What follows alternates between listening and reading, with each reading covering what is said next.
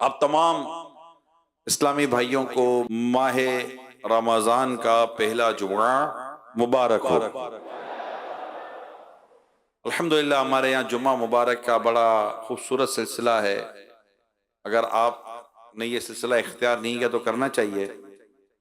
जुमा को सैयदुल अय्याम कहा जाता है, दिनों का सरदार। इसे ईद का दिन भी कहा जाता है। तो बड़ा मुबारक दिन होता है। मग़फ़िरत की बिशारतें लिया हुआ यह दिन आता है। और हर जुम्मा, हर हफ्ते है। तो इसको मनाया करें, जुम्मा मनाया करें। जैसे ईद मनाते हैं ना, हम ईद मनाते हैं, जुम्मा मनाया करें। उसत के जरिए, खुशबू के जरिए, जो जो सुन्नन, आदाब, मुस्तहब्बात हैं, इसके जरिए बिल्कुल जुम्मा मनाया करें। जुम्मा आया करे तो खुश हो जाया करो, अरे जुम्मा आ गया, मग़फ़िरत का दिन आ गया, मग़फ़िरत की बिशारत होंगे, ओए बख्शिश बख्शिश बख्शिश बख्शिश, खूब परवाने तकसीम होंगे। तो यूं फिर इस तरह जुम्मा मुबारक वालिदैन को, भाई बहनों को, दोस्तों को, अगर ना करने की आदत ना हो तो आज से शुरू कर दी। कम से कम कुछ ना करें तो जब बयान खत्म हो तो अपने अम्मी अब्बू को ही मैसेज कर दीजिएगा, आपको जुम्मा मुबारक हो। और फिर साथ लिख दीजिएगा, अल्लाह पाक आपका साया दराज करे, आपको सलामती वाली, खैर वाली, खुशियों भरी और नेकियों भरी अल्लाह तवील जिंदगी अता फरमाए। अगर मुझसे कोई गलती हो गई हो तो मुझे माफ कर दीजिएगा, ऐसा कोई प्यारा भरा मैसेज कर दीजिएगा। कोई नहीं, जुमे का दिन है, दुआएं निकलेंगी, बेड़ा पार हो जाएगा। आज एक चौकीदार का वाकया सुनाने जा रहा हूँ। बड़ा अजीब व गरीब वाकया है ये। उस चौकीदार का बयान जिस तरह मिला है वो मैं आपको अपने लफ्जों में इंशाल्लाह बयान करूंगा। अब चौकीदार की तनख्वाह कितनी, गुजर बसर उसका हो रहा था। वो जिस बिल्डिंग में चौकीदार, तो बिल्डिंग का एक मालिक था। यूं तो मालिक से इसको कोई प्रॉब्लम नहीं था, मगर मालिक का एक प्रॉब्लम ये था कि जब भी ये इसको सलाम करता, मालिक सलाम का जवाब ही ना देता। ये इसको बड़ा भारी पड़ता था, यार ये सलाम का जवाब क्यों नहीं देता। खैर, तकरीबन 2 साल उसकी चौकीदारी को हो चुके थे, मगर तनख्वाह इतनी कम थी, महंगाई ज्यादा, घर का खर्चा नहीं चल रहा था, कुंबा बड़ा था, 20 बच्चे वाला आदमी था। कुछ समझ नहीं पड़ी थी, करूं तो क्या करूं, घर के खर्चे कैसे चलेंगे, परेशानी भी थी। फिर सोचता था यार चलो कुछ भी है, नौकरी तो है, बेरोजगार तो नहीं हो, महीना पूरा तो कम से कम तनख्वाह हाथ में हाथ तो जाती है। उनका क्या होता होगा जिनके पास रोजगार ही नहीं है, तनख्वाह नहीं मिलती, आमदनी नहीं है, उनका कैसे गुजारा होता होगा। मगर परेशानी था और ठीक ठाक परेशान था। एक दिन चौकीदारी कर रहा था, देखा तो कोई खाने की थैली, शॉपर होती ना खाने की शॉपर, वो बाहर रखी हुई थी। उसने गौर किया तो उसमें साफ सुथरा सा एक नॉर्मल सा खाना पड़ा हुआ था। बच गया था किसी के घर का, तो उसे बाहर रख दिया, मगर खाना सही था, खाना खराब नहीं था। उसको बैठे बैठे हुआ कि अब क्या करूं, खाना जाया हो रहा है और किसी ने बाहर रख दिया, फेंक दिया है। अब था भी थोड़ा सा, मतलब कभी इसने शक किया तो नहीं था, इधर उधर देखा, कोई देख तो नहीं रहा है।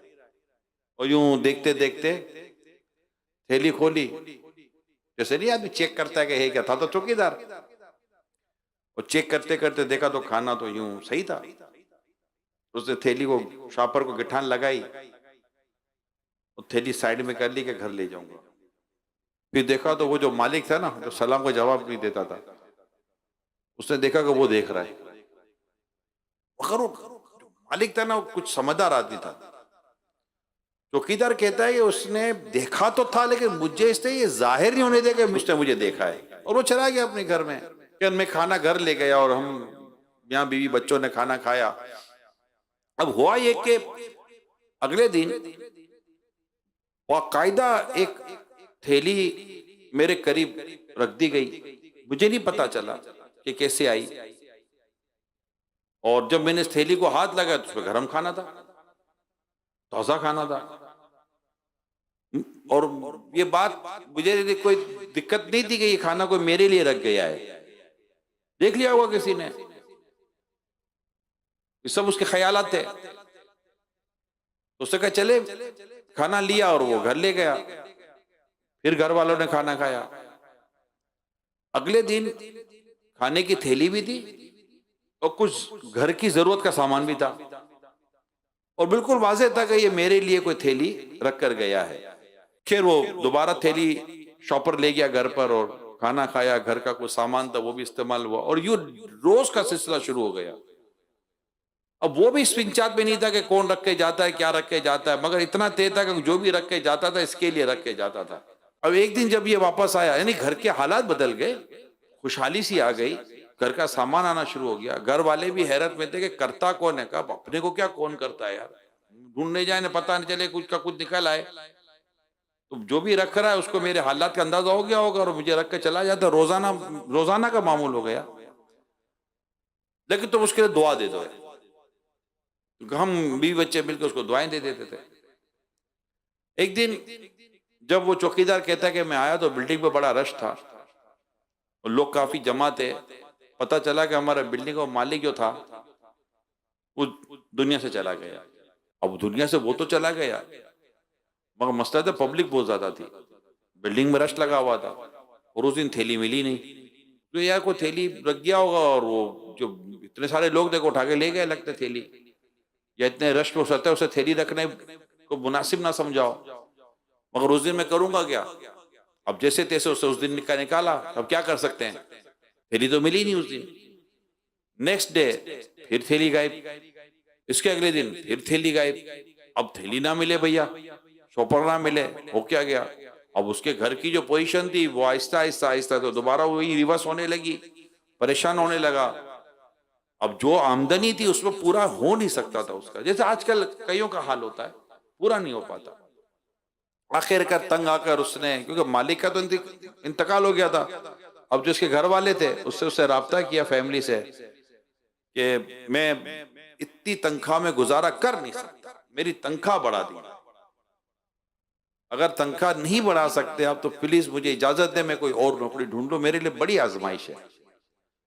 उसको कहा गया 2 साल हो गए आपने कभी तनख्वाह की बात नहीं की, अब तनख्वाह की बात की भी इस अंदाज पर के दे वरना तो नौकरी छोड़ दूंगा। तो मसला क्या है, अब वो बोलते हैं मैं अभी शॉपर की कहानी कैसे सुनाऊं, एक शॉपर मिलती थी, थैली मिलती थी, खाना मिलता था, जरूरत की चीजें मिलती थी, मेरा काम हो रहा था, लेकिन अब वो मिलना ही बंद हो गया, मैं क्या करूं। अब उसको प्रेशर आ रहा था कि बताओ तो सही वजह क्या है, क्यों इतनी आप जज्बाती फैसला कर रहे हैं। खैर आकर उसने बता ही दिया कि मसला ये है कि मुझे इस तरह एक थैली मिलती थी और इस तरह वो थैली मिली बंद हुई। अब जैसे वो ये कहना शुरू हुआ ना, इसका दिमाग चला गया, हो ना हो ये थैली मेरा मालिक रखता था। एक वही आदमी जो मिस हो गया, दुनिया से चला गया, वो थैली बंद हो गई। जिस दिन उसे दुनिया से गया उस दिन थैली बंद हो गई, खाना आना बंद हो गया, सामान आना बंद हो गया। खैर उससे सारा वाकया सुना है तो घर वालों को भी समझ आ गई कि ये हो ना हो हमारे ये जो मालिक था यही करता था। तो बीवी को भी ऐसा हुआ कि चलो शोर की जो, या बेटे को लगा जो बाप का जो अमल थे उनको कंटिन्यू करें। अगले दिन फिर बेटे ने, जो मालिक का बेटा था, उसने आकर उसको खाने की और सामान की थैली दी। गौर से सुनिएगा हुआ क्या है। जैसे उसे थैली दी तो थैली लेकर चौकीदार ने कहा आपने अपने वालिद साहब की रूटीन को जारी रखा, मैं आपका शुक्रिया अदा करता हूं, बहुत बहुत शुक्रिया। और बेटे ने लिफ्ट ही नहीं कराई और वो थैली देकर जाने लगा। उसको वो अजीब लगा कि मैं तो शुक्रिया अदा कर रहा हूं, जवाब तो दे दे। फिर तो भाईजान आपने जो मेहरबानी की है आपका बहुत बहुत शुक्रिया। उसे गौर से देखा, बेटे ने मुस्कुराया, जी जी बहुत बहुत शुक्रिया। वो असल बात यह है कि वो अपने बाप की तरह, अपने वालिद की तरह मुझे भी सुनने में बहुत तकलीफ है, सुनाई नहीं देता, बहुत ऊंचा बोलना पड़ता है। ओए अब चौकीदार को लगा कि असल मेरा से मालिक मुझे जवाब क्यों नहीं देता था सलाम का। मेरे मालिक की सुनने की ताकत ही कम थी, और मैं इसको जो सलाम करता था मेरा मालिक सुनता ही नहीं था कि सलाम का जवाब दे, और मैं जिंदगी भर उसको बुरा समझता रहा कि सलाम का जवाब नहीं देता। तो सलाम का जवाब ना देने की वजह ये नहीं थी कि मालिक मेरा सही नहीं था, बेचारे का कान ही सही नहीं था। उसको मेरे सलाम की आवाज जाएगी तो मैं उनको जवाब देगा ना, और मैं जिंदगी भर उस आदमी को गलत समझता रहा। तो ये तो मेरी गलत फहमी थी, ना कि वो आदमी गलत था। आपको लगा होगा खाने की थैली का एक वाकया है, मगर वाकया असल ये था कि हम किसी के बारे में राय कायम कर लेते हैं जबकि मामला कुछ और होता है, स्टोरी कुछ और होती है, बैकग्राउंड कुछ और होता है, कहानी कुछ और होती है और हम कुछ और समझ रहे होते हैं। जब हकीकत पता चलती है तो हमें शर्मिंदगी हो रही होती है। ऐसे कई दफा होता है, आते जाते वो आप किसी से बात करो तो बोलता है यार तो उससे मुंह नहीं दिया। अरे भाई बाद में पता चलता है मुंह कहां से देता, बेचारे के घर में किसी का इंतकाल हो गया तो भागता हुआ जा रहा था। हमें ऐसा लगता है कि हर कोई मेरे लिए तैयार है, जबकि वाकईतन आदमी को दूसरों के लिए पेश होना चाहिए, खैर खैरियत के तौर पर सामने होना चाहिए। लेकिन हम जो किसी के बारे में एक परसेप्शन एस्टेब्लिश कर लेते हैं, एक तासुर कायम कर लेते हैं कि आदमी मगरूर है, ये आदमी बुरा है, ये आदमी सही नहीं है, ये सलाम का जवाब नहीं देता, ये मतलब यूं है, ये बेमुरवत आदमी है। जैसे उमूमन हमारे यहाँ भाई हम गरीबों को कहाँ पूछोगे भाई, बादों का बेटे की शादी हो गई, बेटे की शादी हो गई, करीब से करीब तर आदमी याद ना रहा, ये होता है। दूर का आदमी याद आ जाता है, करीब का आदमी याद नहीं आता। आप किताब को कितनी करीब से पढ़ें आपको नजर आएगा। इसकी मिसाल दी गई है कि इबारत अगर आंखों के बहुत करीब हो ना तो नजर नहीं आती, पढ़ी नहीं जाती। बाद वक़्त बहुत करीब का मतलब ये ऐसा नहीं होता कि वो इग्नोर हो जाता है, तब वो जी यार ये ओ बाद में याद आता है और ये रह गए। शादी हो जाती, जिनके घरों में शादियां हुई हैं तकरीबन को ये तजर्बा होगा। बाद में मियाँ बीवी माँ बाप बैठते होंगे, वो यार ये रह गए, अब क्या होगा। अच्छा अब हुआ क्या, अब जब वो सामने आया, हाँ भाई हम गरीब कहाँ याद आएंगे। अच्छा अब ये गरीब का मसला था ही नहीं, इसको बोलो तू गरीब ना, गरीब का मसला नहीं है तो याद नहीं आया, मगर उसकी गुर्बत की कहानी शुरू हो जाएगी। अब ये देखते रहिए। हाँ अच्छा बास लोग ऐसे होते हैं, हाँ भाई से शुरू करते हैं ना, अपने बोले गए आपको, हाँ भाई हमें कहाँ जवाब दोगे, हाँ भाई हमें कब फोन करोगे, हाँ भाई हमें थोड़ी रिप्लाई दोगे, हाँ भाई हमें थोड़ी दावत दोगे। ये हाँ भाई हुआ ना अपनी छुट्टी, अब इसकी कहानी शुरू और अपना फुल स्टॉप, उसका फुल स्टॉप लगना ही नहीं, हाँ भाई वाला। मार्केट में जाओ, हाँ भाई, अच्छा बातों का हाँ भाई वाले भाई, मसला ये होता है कि दावत दी चंद लोगों को थी, आप याद थे मगर आप वो लिस्ट में आ नहीं रहे थे मेरे भाई। हाँ भाई अब उसको कैसे बोले कि भाई आप उस लिस्ट में थे ही नहीं, आप उस मेरिट पर आ ही नहीं रहे थे, आप उन क्लोज सर्कल में थे ही नहीं कि हम आपको दावत देते। हाँ भाई नहीं थे भाई, आप नहीं थे हमारे लिस्ट के अंदर, माफ कर दो, भूल हो गई, ये प्रॉब्लम हो, आप लिस्ट में नहीं थे। अच्छा अभी तो कितना बुरा लगेगा यार, मैं आपकी लिस्ट, अच्छा लिस्ट इसको बोला आप लिस्ट में नहीं थे, हाँ भाई हम थोड़ी लिस्ट में आएंगे, ये सारा प्रॉब्लम है। हाँ भाई वाला, ये हाँ भाई वाले से पहुंचना बहुत मुश्किल है। आपने हमें दुआ में याद रखा, आप उम्रा करके आए, हज करके आए, आपको मिलेंगे, आपने हमको दुआ में याद रखा, अब बोलो हाँ भाई हमें कहा दुआ में याद रखोगे, अब बोलो। इस हाँ भाई वाले को बोलो कि चलो 3 दिन काफले में, फिर उसको बोलो तेरे को याद रखा कि नहीं रखा। ये खाने पीने में हाँ भाई वाला आ जाता है, हाँ भाई हमें थोड़ी दावत दोगे, इसको इज्तिमा में बुलाओ, फिर उसको बोला हाँ भाई आपको बुलाया ना इज्तिमा में, हाँ भाई आपको काफले में बुलाया ना, हाँ भाई आपको दर्स में बैठने का कहा ना। ये हाँ भाई वाला ये गली बदल देगा यार, ये हाँ भाई तो गले पड़ गया है ये हाँ भाई, ये मिस्टर हाँ भाई जो है ना ये बड़ा प्रॉब्लम करता है। तो ये समटाइम गलत फहमी होती है, मतलब आदमी या तो रह जाता है या नहीं होता, वो ऐसा होता नहीं है, बाज़ औक़ात रह जाता है। एक 2 दोस्तों के दरमियान पिकनिक का तय हुआ, यार चलो पिकनिक पर चलेंगे, वो दोस्त पहुंच गया पिकनिक के लिए, वो घर पर रक्षा वक्षा कराकर जैसे पहुंचा तो अब वो लिफ्ट ही ना करा, इसका दोस्त लिफ्ट ही ना करा, कैसे आना हुआ, और क्या कैसे आना हुआ, मजाक नहीं कर, जाना नहीं था, कहाँ जाना था, अब भाई चलना भाई, बैग लेकर आया हूँ, जाना था, तो कहाँ जाना था, कहीं नहीं जाना था। अब बोले घर में तो बुला, क्या करोगे घर पे आके, वो चाय पूछ ले, पानी पूछ ले, यानी बिल्कुल उस दोस्त ने वाकई इसको गेट पर ही इसको टिरका दिया, बोले लेकिन वो अंदर आ गया, फिर भी पानी चाय नहीं पूछा, वो चला गया, और जाकर कहने लगा तो आदमी कौन है, चलो पिकनिक पे नहीं आना तो घूमने ना था, कम से कम कोई मुरब्बत नाम की चीज है या नहीं? मैं आपके घर पर आया था, कम से कम चाय पानी पूछ लेते। वो तो कहता हुआ चला गया।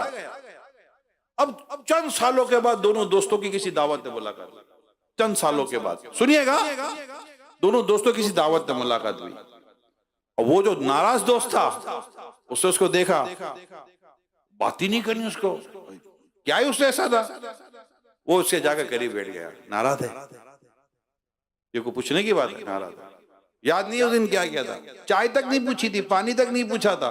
अरे नहीं आना था तो ना आते यार, कम से कम कोई इंसानियत है, कोई मुरब्बत नाम की चीज है या नहीं है तुझको? और वो से तो उसका तो जो तो अंदर भरा था सब निकालना शुरू कर दिया।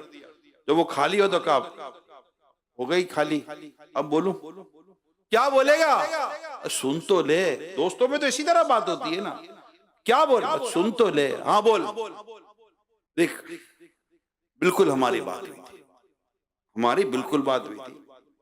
आपको पता है मेरे औलाद तो थी नहीं, हाँ तो, और उसकी तो घुमी ही थी, हाँ तो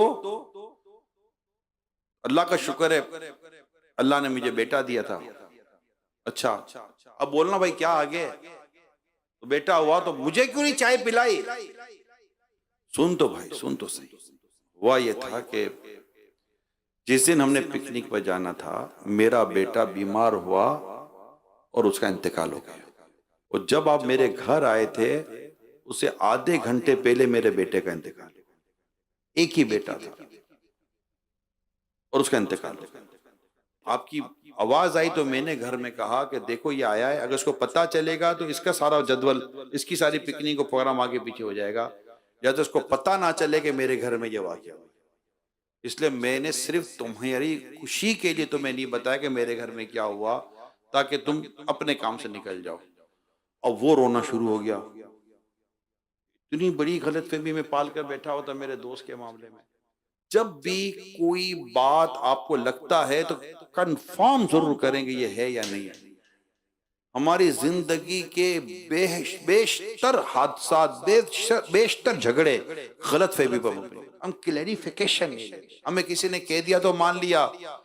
अच्छा बाज़ औक़ात तो बहुत ज्यादा प्रैक्टिकली चीज सामने होती है। अभी कल परसों मैंने मगरिब में ये बयान किया है, मगरिब के बाद जो मेरा प्रोग्राम होता है, कल परसों ही मैंने बयान किया। अब चूंकि रिलेटेड है तो मैं कह देता हूँ। एक दोस्त के वालिद साहब बीमार हो गए, और वो बीमार होगा, वो दोस्त जेब देखे तो जेब खाली, कि मैं दवाई के पैसे कहां से लूं। उसको अपना दोस्त याद आया, उसको फोन किया, यार वालिद साहब बीमार हो गए, दवाई के पैसे नहीं है, कुछ अरेंजमेंट हो जाएगा? दोस्त 1 मिनट खामोश रहा। क्या मोबाइल रख करता हूं, मोबाइल रख करता हूं, लाइन काट दी। आधा घंटा 1 घंटा हो गया, उसका फोन ही नहीं आया। उसने फिर कॉल की, यार बोला करता हूं, अब कॉल करे तो कॉल ही ना लगे, कॉल ही ना लगे, फोन बंद, एकदम स्विच ऑफ। एक तो रिस्पॉन्ड नहीं कर रहा, switch off. 1 call, 2 call, 3 call, आधे घंटे तक वो कॉल स्विच ऑफ। अब उसकी खूबी, यार अजीब आदमी है, मदद नहीं करनी थी तो उस वक्त मना कर देता, मेरे को आसरा देने की क्या जरूरत थी। वो इंतजार करता रहा। फिर वालिद बीमार, बाहर निकला कि चलो कोई अरेंज करो, कोई अरेंजमेंट भी नहीं हुआ। अब थका आ रहा, फिर घर आया, देखा तो वालिद साहब की बेड के साथ जो साइड टेबल होती है पलंग के साथ, उस पर दवाइयां रखी हुई थी। वो तो दवाइयां देखा कब बक्का रह गया। छोटे भाई को कहे दवाई कहां से आई? तो भैया आप ही ने तो दोस्त को फोन किया था आपके।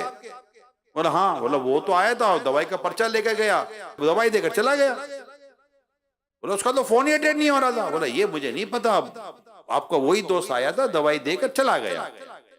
अब फोन तो उसका बंदी था। अब वो ढूंढता ढूंढता दोस्त के पास पहुंचा, रक्षा कराकर। जब किसी तरह भी पहुंचा, उसे मिला। बोला दवाई मिल गई? हाँ मिल गई, चलो शुक्र है अल्लाह का। अब कैसी तबीयत है वालिद साहब की? और दवाई दी है। मगर यार तुम फोन क्यों नहीं उठा रहे थे? फोन तो उठाते। कितना तो मैं तुम्हें ढूंढ रहा था, पता है कितने ख्यालात आ रहे थे मुझे। अब वो खामोश। अब बोला भाई बता फोन क्यों नहीं उठा रहा था? बोला हुआ ये कि जब आपने मुझे कॉल की कि अब्बू बीमार हैं, पैसे नहीं है, इंतजाम हो जाएगा। हकीकत यह कि मेरे पास भी पैसे नहीं थे, और मैंने कहा फोन रख मैं करता हूं। अब मेरे पास सिवाय एक रास्ता, दो रास्ते नहीं थे। मैं गया, अपना फोन बेचा, पैसे लिए, आपके वालिद साहब का पर्चा लिया दवाई का, दवाई ली और दे दी, भाई ये था, फोन ही बेच दिया तो फोन कहां से उठेगा। और वो भी दोस्त की कुर्बानी सुनकर रोना शुरू हो गया, गले मिलकर रो रहा है। मैं भी किसी गलतफहमी में फंस गया। मैंने 2 से 3 वाकया सुनाए आपको, ऐसे मैं आपको इतने वाकया सुना दूं। सिर्फ एक बात समझाना चाहता हूं, गलतफहमी पालने की आदत बंद कर दे। घर के घर उजड़ गए, झगड़े, बीवी मियां बीवी में झगड़े, गलतफहमी, देर फोन नहीं उठ रहा, गलतफहमी, कहां हो, क्यों फोन नहीं उठा रही हो। अरे भाई नहीं उठा फोन, बाथरूम में होगी, नमाज में होगी, किचन में होगी, आवाज नहीं गई होगी, 10 चीजें हो सकती हैं। बाहर गई तो क्यों देर हो गई, बहन देर से आई क्यों देर हो गई, माँ देर से, शुकूक शुबहात वहम, अल्लाह की पनाह, घर टूट गए, दोस्तियां टूट गई, पार्टनरशिप टूट गए, रिश्ते टूट गए। गलतफहमी ना पाला करे। अब और इसका हल किया, डायरेक्टली कंसर्न पर्सन से राब्ता करके बात करें, भाई क्या बात थी ये बता दे। आप यकीन माने ना माने 99% आपका डिस्प्यूट खत्म हो जाएगा, अल्लाह ने चाहा तो। ये सिर्फ और सिर्फ कांटेक्ट ना करने की वजह से गलतफहमी पल जाती है। फिर शैतान भी तो लड़ाता है ना आपस में, फिर वो गिबतें करवाता है। ये वो चीजें होती हैं गलतफहमियां कि फौरन तोहमत, बोहतान और तरह तरह की बदगुमानियों के दरवाजे खुलती है। और यकीन माने बड़े झगड़े हैं, बड़े झगड़े हैं, घर के घर उजड़ रहे हैं। मेरे प्यारे इस्लामी भाइयों, अल्लाह पाक आपकी मेरी दीन ईमान की भी हिफाजत करे और हमें हमारे आपसी झगड़ों से बचाए। सिर्फ बैठने की बात होती है, जब बिठा दो तो सारे मसले कमोबेश हल हो जाते हैं। तो आप कोई भी कभी भी बदगुमानी ना करें, बदगुमानी ना करें कि यार देखो, यार देखो, फौरन मैं तो कई दफा कहता हूं, कॉल की, अब कॉल करके फोन देख रहा है, ये देखा होगा, और साथ एक दोस्त बैठा हुआ है, देख अभी उठाएगा नहीं है, देख नहीं उठाएगा, देख कॉल जा रही है ना, देख कॉल जा रही है ना, देख नहीं उठा रहा, देखा नहीं उठाएगा ना, मेरे को पता था नहीं उठाएगा, तू बड़ा अल्लाह वाला है, इतने पहुंचा हो गए, वो नहीं उठाएगा, ये भी देख रहा है कि वो देख रहा है कि वो नहीं उठाएगा। ये सब इसको क्या कहेंगे आप, अल्लाह वाला मेरे मुंह से निकल गया। इससे थोड़ी कोई नेक लोग ऐसे थोड़ी होते हैं। आपको कैसे पता चला नहीं उठाएगा यार, हो सकता है मोटरसाइकिल पर हो, साइलेंट हो, अच्छा चलो साइलेंट था, मोटरसाइकिल पर था, मिस कॉल तो देखी होगी, कॉल क्यों नहीं किया। अब भैया बैलेंस नहीं था, डलवा दो ना इसको, हर महीने को 500 रुपए का बैलेंस, तो आपको आपकी हर मिस कॉल पर आपको कॉल देगा। नहीं नहीं बैलेंस था, भाई भूल गया यार, माफ कर दो, भूल गया। माफ करना, दरगुजर करना, हुस्ने जन कायम करना। हदीस पाक में हुस्ने जन्नी मिन हुस्नी इबादत, अच्छा गुमान अच्छी इबादत से। हमारी पहली फुर्सत में यानी फर्स्ट अटैम्प्ट में हमारा बदगुमानी, गलत पाल के बैठे हुए कि उससे गलत किया, उससे गलत किया, टाइम देकर आया नहीं, अबे मेरे को पहले पता था तो मैं टाइम क्यों लिया था भैया। हो सकता है अल्लाह ना करे घर में कोई बीमार हो गया, खुद बीमार हो गया, बच्चा बीमार हो गया, हादसा हो गया, 10 चीजें हो जाती है बंदे के साथ। अच्छा गुमान तलाश करें, अच्छा गुमान, बदगुमानी से अल्लाह पाक बचाए, गलत फहमी से अल्लाह बचाए, इस तरह की नेगेटिव मेंटेलिटी से अल्लाह पाक आपकी मेरी हिफाजत करे। हकीकत को समझने की, हकीकत को जानने की कोशिश हमेशा क्या करें। किसी के बारे में राय कायम करने से पहले मेरा मशवरा यह है कि कई मर्तबा गौर करके कोई बाकायदा ऑथेंटिकेट इंफॉर्मेशन के साथ या बिल्कुल प्रॉपर मालूमात के साथ लेके वाकई ऐसा ही है तब जाकर कोई राय कायम करें। वरना मेरी आपसे यही दरख्वास्त है, किसी के बारे में गलत काम, स्पेशली खास तौर पर गलत राय कायम करने में कभी भी जल्दबाजी मेरे प्यारे समय ना करें। आपकी जिंदगी बहुत महदूद हो जाएगी, आप अपनी जिंदगी में बहुत तकलीफ में आ जाएंगे, कोई आपके करीब नहीं आएगा, आप हर एक को गलत समझेंगे, दुश्मनियां ज्यादा हो जाएंगी, दोस्तियां कम रह जाएंगी और सोच नेगेटिव हो जाएगी। फिर घर गृहस्थी में मसला होगा, आज दोस्ती में होगा, घर गृहस्थी में होगा।